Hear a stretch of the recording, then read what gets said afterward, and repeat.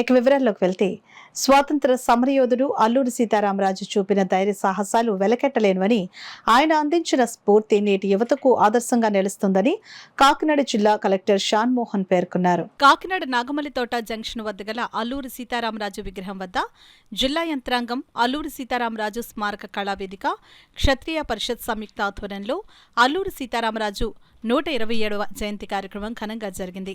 కార్యక్రమంలో భాగంగా తొలుత జిల్లా collector Shan Mohan, Kakinada city MLA Vanamadi Venkateswararao, Kakinada rural MLA Pantham Venkateswararao, నానాజీలు Alluri Sitaramaraju విగ్రహానికి పూలమాలలు వేసి నివాళులర్పించారు. అదేవిధంగా క్షత్రియ పరిషత్ అధ్యక్షులు అడ్డూరి బుజ్జిరాజు, టీడీపీ రాష్ట్ర కార్యదర్శి డాక్టర్ వాసిరెడ్డి యేసుదాసు, పలువురు నగర ప్రముఖులు పాల్గొని సీతారామరాజు విగ్రహానికి పూలమాలలు వేసి నివాళులర్పించారు. ఈ సందర్భంగా కలెక్టర్ షాన్ మోహన్ మాట్లాడుతూ, గిరిజన ప్రాంత ప్రజల్లో స్వాతంత్ర కాంక్షను రగిలించడంలో విప్లవ వీరుడు అల్లూరి సీతారామరాజు ప్రముఖ పాత్ర పోషించారని అన్నారు. ముఖ్య అతిథి కలెక్టర్ షాన్ మోహన్ ను సీతారామరాజు కళావేదిక సభ్యులు సత్కరించి సీతారామరాజు విగ్రహం జ్ఞాపికను బహుకరించారు. తొలుత అల్లూరి సీతారామరాజు స్మారక కళావేదిక ఘంటసాల కళాపీఠం కళాకారులు దేశభక్తి గీతాలు ఆలపించారు.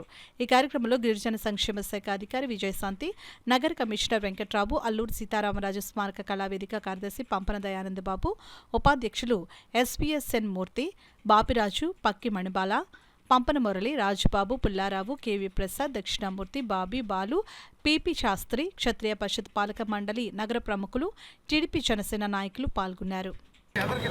కాకినాడ సిటీలో మనం ఈ ప్రోగ్రాం జరుపుకోవడం, దానికి హానరబుల్ ఎమ్మెల్యే కాకినాడ సిటీ తర్వాత కాకినాడ రూరల్ అండ్ అందరి సమక్షంలో ఈ ఇంత ఇంపార్టెంట్ కార్యక్రమాన్ని, అండ్ నేను వచ్చి కూడా 10 రోజుల్లో ఫస్ట్ ఇంపార్టెంట్ కార్యక్రమం సో జరుపుకోవడం అందరి సమక్షంలో, తర్వాత కళావేదిక వారి ఆధ్వర్యంలో జరగడం చాలా సంతోషం. సో మనకు చాలామంది నాయకులు ఉన్న మన ప్రాంతానికి, అంటే కోస్టల్ జిల్లా ఎస్పెషల్లీ ఇటువైపు ఏజెన్సీ ఏరియాలో ఉన్న చోట అల్లూరి సీతారామరాజు గారు చాలా ప్రముఖమైన పాత్ర, దాన్ని గుర్తుపెట్టుకుంటూ స్మరించడం, ప్రతి సంవత్సరం ఇలా చేసుకోవడం, ఆయన స్ఫూర్తి ప్రతి ఒక్కరిలో నింపడం, అండ్ వచ్చే సంవత్సరం పాటు ఆయన స్ఫూర్తితో ఎంతో కొంత మంచి పనులు చేయడం అందరికీ మనం గుర్తుపెట్టుకోవాల్సిన అవసరం. సో ఇదే స్ఫూర్తి ఇలానే కొనసాగుతుందని నాకు ఈ అవకాశం చెప్పేదానికి నమస్కారం.